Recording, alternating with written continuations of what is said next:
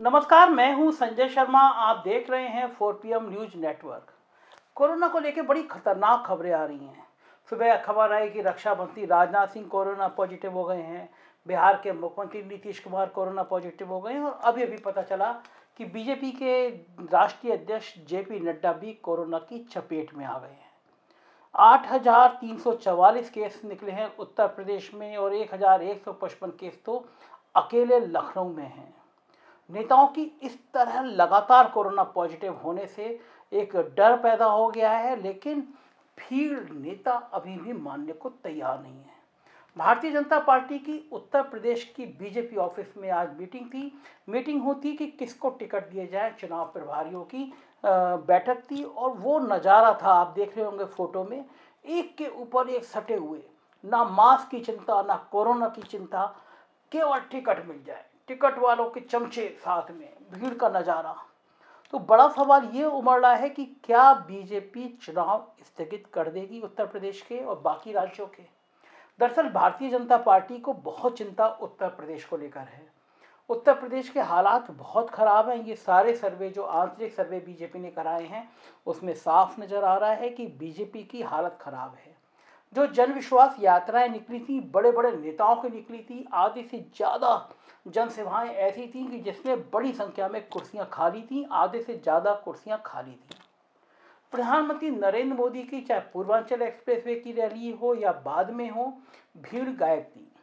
Purvanchal express में तो मनरेगा के मजदूर लाए थे पार्टी ने, और उसके बाद कई जगह से ये पता चला कि जब प्रधानमंत्री आते थे तो DM आदेश किया करते थे कि भैया रोडवेज की बसें लगा दीजिए जाए। और कहा तो ये भी जाता है कि रोडवेज के जो MD हैं नवदीप रिनवा, उनको इसलिए हटा दिया गया क्योंकि उन्होंने बसों का किराया सरकार से मांग लिया था कि रोडवेज की बसें हैं उनका किराया दिया जाए। मैं इसकी पुष्टि नहीं कर रहा हूँ, मुझे अभी अभी किसी ने बताई है ये बात।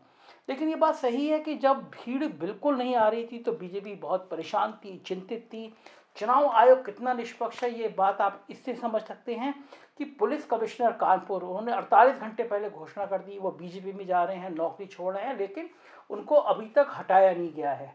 मगर ये इतिहास में पहली बार होगा कि पिछले 48 घंटे से बीजेपी का एक नेता पुलिस कमिश्नर कानपुर बना हुआ है। क्योंकि हम बीजेपी नेता इसलिए कह रहे हैं कि उन्होंने फेसबुक पे खुद कहा था कि मैं नौकरी छोड़ रहा हूँ, वर्दी छोड़ रहा हूँ और अब मैं बीजेपी ज्वाइन कर रहा हूँ। तो चुनाव आयोग को क्या इतनी फुर्सत नहीं मिली कि वो एक IPS को पुलिस कमिश्नर कानपुर बना दे।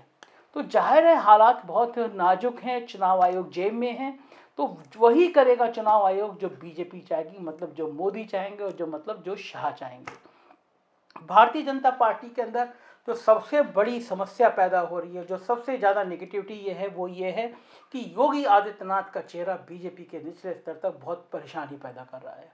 योगी आदित्यनाथ को बीजेपी के विधायक स्वीकार करने को तैयार नहीं है। योगी के चेहरे को पिछड़ी जातियां स्वीकार करने को तैयार नहीं है। योगी के चेहरे को ब्राह्मण स्वीकार करने को तैयार नहीं है। खुशी दुबे एक बहुत बड़ा चेहरा बन गई थी बीजेपी का ब्राह्मण विरोध का। बीजेपी में गलत कह रहा हूँ, योगी के ब्राह्मण विरोध का। जितिन प्रसाद ने घूम घूम के ये कहा था कि 500 से ज़्यादा ब्राह्मणों की हत्या कराई है योगी आदित्यनाथ ने। जब मामला बहुत तूल पकड़ गया तो किसी तरह अमित शाह ने और मोदी जी ने जितिन प्रसाद को बीजेपी में ही शामिल करा लिया। ना होगा तेल और ना नाचेगी राधा स्टाइल में। जितिन प्रसाद खामोश हो गए हैं, लेकिन वो जो 500 ब्राह्मणों की हत्या की लिस्ट लेके घूमा करते थे वो अभी भी जिंदा है। तो बीजेपी को चिंता ये है कि अगर योगी आदित्यनाथ के इस चेहरे की नाराजगी के साथ हम जाएंगे तो बहुत परेशानी हो जाएगी, बीजेपी 100 से नीचे ना सिमट जाए। तो ऐसे में एक टीम B प्लान बनाया गया है। ऐसी राजनीतिक गलियारों में आज बहुत चर्चा थी। उस प्लान B में ये है कि उत्तर प्रदेश में जो कोरोना बहुत बुरी तरह से बढ़ रहा है, लहर सी आ गई है और पूरे देश में लहर आ गई है।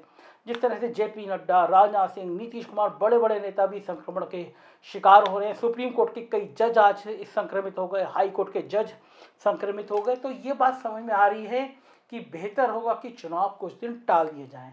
और उत्तर प्रदेश में अगर चुनाव टलते हैं तो बीजेपी को फायदा क्या होगा, यह भी मैं आपको समझाता हूं। चुनाव टलने से राष्ट्रपति शासन लगाना पड़ेगा। राज्यपाल चेहरा होंगी, राज्यपाल सौम्य हैं, मधुर हैं, अच्छा व्यवहार कुशल हैं। तो राज्यपाल के चेहरा सामने रख के कुछ महीने केंद्र की योजनाएं बहुत तेजी से उत्तर प्रदेश में लागू की जाएंगी। नौकरशाही को चलाने के लिए डी एस मिश्रा जैसा चेहरा आ गया है। डी एस मिश्रा देश के बहुत काबिल IAS अफसर हैं, प्रधानमंत्री नरेंद्र मोदी के बहुत करीबी अफसर हैं। तो जाहिर है जो प्रधानमंत्री की योजनाएं होंगी, जो प्रधानमंत्री के इशारे होंगे, डी एस मिश्रा उसको पूरा कर लेंगे।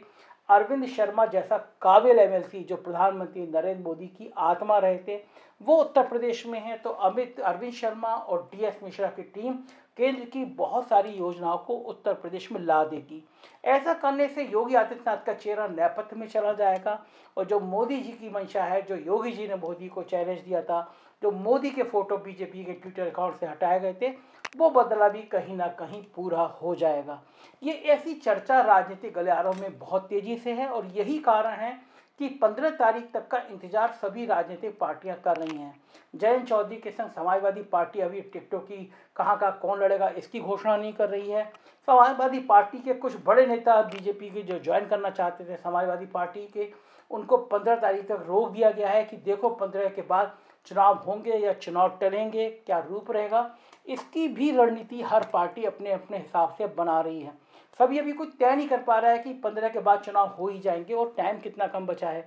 10 मार्च को रिजल्ट आ जाएगा, फरवरी का महीना वोटिंग का है। पहले चरण, दूसरे चरण की वोटिंग, तीसरे चरण की वोटिंग बहुत पास में आ गई है। कैंडिडेट तय नहीं है, पार्टियां अपने अपने खेमेबंदी में जुटी हुई हैं, एक दूसरे की लैग पुलिंग में जुटी हुई हैं और कोरोना बहुत तेजी से पैर पसार रहा है। उत्तर प्रदेश वो राज्य है जिसमें देश में सबसे ज़्यादा बदनामी कराई थी कोरोना की।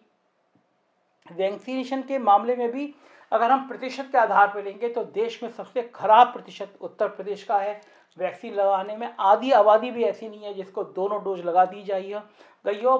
बहुत बुरा हाल है वैक्सीनेशन के मामले में। अस्पतालों में दवाएं पहले भी नहीं थी, वेंटिलेटर नहीं थे, ऑक्सीजन नहीं थी। तो केंद्र को ये भी डर है कि अगर कोरोना की लहर आएगी तो उत्तर प्रदेश के CM केवल नौकरशाहों के भरोसे हैं और उत्तर प्रदेश के नौकरशाह सुधरने का नाम ही नहीं ले रहे हैं। ऐसे में बहुत बड़ा सवाल ये है कि इन हालातों में चुनाव में कैसे जाएं। कोरोना फैलेगा तो लोगों को फिर कोरोना का दौर याद आएगा कि किस तरह गंगा में लाशें फेंक दी गई थी, किस तरह ऑक्सीजन नहीं था, किस तरह दवाएं नहीं थी, और ये बातें याद आएंगी तो बीजेपी की बैंड बजना तय है। तो क्या क्या प्लान हो सकते हैं, ये प्लान मोदी, ये प्लान अमित शाह तय कर रहे हैं, प्लान कर रहे हैं, प्लान भी तैयार कर रहे हैं कि किस तरह कोरोना को बह के इस खतरे से, इस महामारी का बहाना लेके चुनाव टाल दिए जाएं, 3-4 महीने चुनाव टाला जाए, राष्ट्रपति शासन लगाया जाए। ऐसी चर्चा है, जब तक हो ना जाए, पुष्ट ना हो जाए, कहना ठीक नहीं है। लेकिन जब राजनीतिक गलियारों में इस तरह की चर्चा होती है, इसका मतलब कहीं कोई बात हो रही होती है जिसकी बात यहाँ तक बाहर तक निकलती नहीं है। राजनीतिक दलों को बड़ी बेसब्री से 15 जनवरी का इंतजार है कि 15 जनवरी को चुनाव आयोग क्या करेगा, ये उनका भविष्य तय रहेगा। हम JP नड्डा की, राजनाथ जी की, नीतीश जी की, सबकी शीघ्र स्वस्थ होने की कामना करते हैं। उन सारे लोगों के स्वस्थ होने की कामना करते हैं जो कोरोना का शिकार हो गए। ध्यान रखिए, मास्क लगा के रहिए, सुरक्षित दूरी पे रखिए, हाथ धोते रहिए और 4 PM घर बैठे देखते रहिए। यही वो चैनल है जो राजनीति की हर बात आपको बताता रहेगा। Thank you.